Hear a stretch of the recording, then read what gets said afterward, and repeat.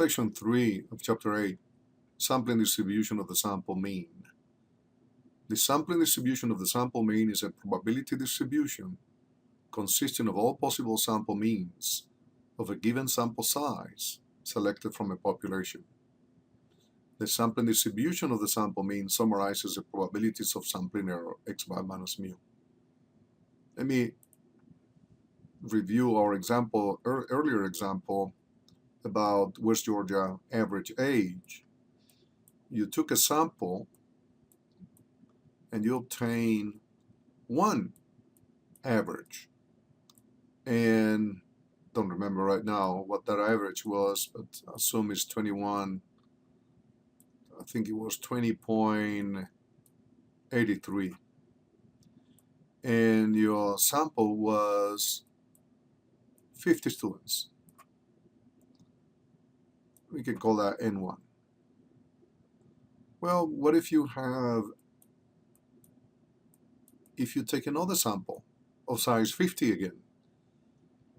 You will obtain another mean, and you don't anticipate that mean to be exactly the same as the previous one, nor do you assume that this mean is going to be exactly equal to the population mean. But they are going to be close to the population mean.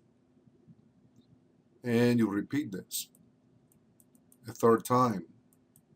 You will obtain another sample.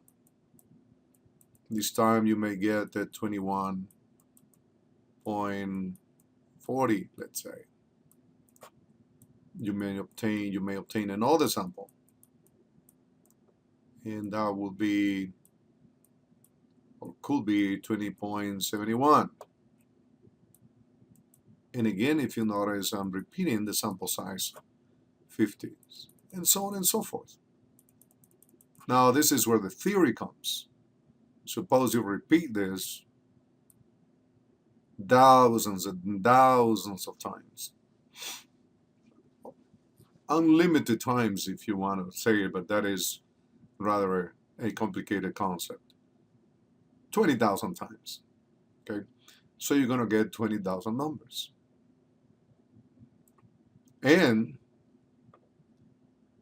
But remember, these are the averages. Suppose, and only assume that for the moment, that the population of West Georgia ages is normally distributed, then the mean is going to be right here in the middle. This is from the population.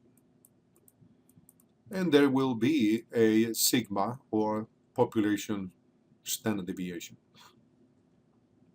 Now, from all these numbers, you are going to obtain, notice that, remember, these are averages. These are not X values. If you go to the registrar here, you're going to have somebody whose age is, let's say, 14. You're going to have somebody whose age might be 68. Okay, you have a whole range of ages.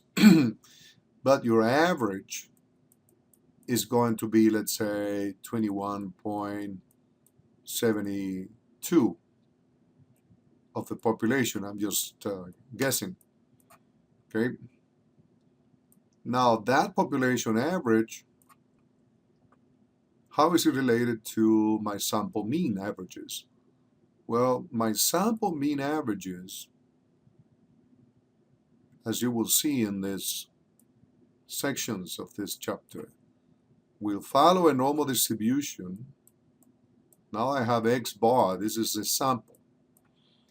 And my mean of the sample will be exactly equal to the mean of the population. If you can repeat this many times. And this distribution, this bell-shaped distribution will be narrower than the population distribution. What is the reason? Well, because I'm calculating averages every time. So my numbers they will tend to be around the mean of the population. So let me go back now to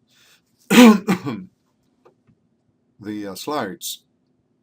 The sampling distribution of X bar will follow a normal distribution, if you notice, with mu in the middle, and a standard deviation defined as sigma X bar equal to sigma of the population, standard deviation of the population, divided by the square root of n.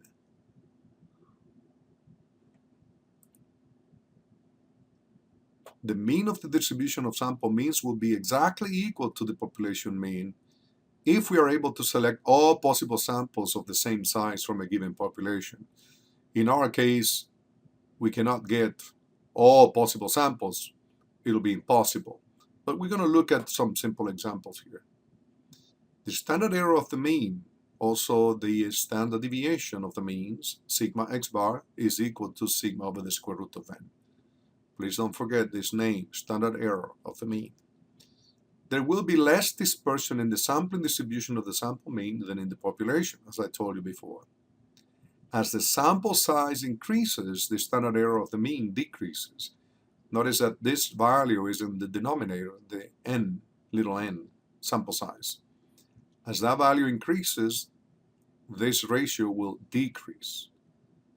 So the normal distribution here will get narrower and narrower.